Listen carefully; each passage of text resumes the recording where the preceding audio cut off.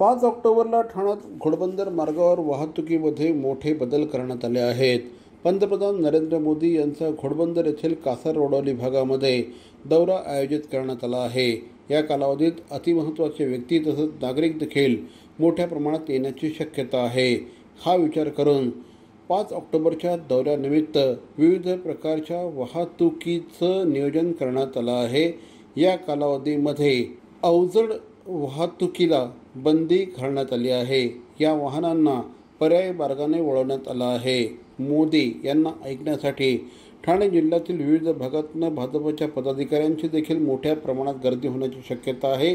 त्यामुळे या परिसरामध्ये मोठ्या प्रमाणामध्ये पोलीस बंदोबस्त देखील तैनात ठेवण्यात येणार आहे.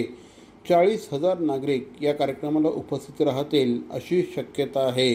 त्यामुळे ठाणे पोलीस आयुक्तालय क्षेत्रात अवजड वाहनांना दुपारी 12 ते 4 आणि रात्री 11 ते पहाटे 5 या कालावधीत वाहतूक करण्यास परवानगी देण्यात आली आहे. घोडबंदर मार्गाने उरण JNPT येथून हजारो अवजड वाहनं गुजरातच्या दिशेने वाहतूक करतात. तसंच गुजरात वसई येथून वाहनं भिवंडी आणि नवी मुंबईच्या दिशेने वाहतूक करतात.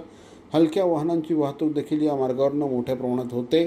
अवजड वाहनांमुळे वाहतूक कोंडी किंवा अपघात होऊ नये यासाठी हे वाहतूक बदल लागू करण्यात आले आहेत.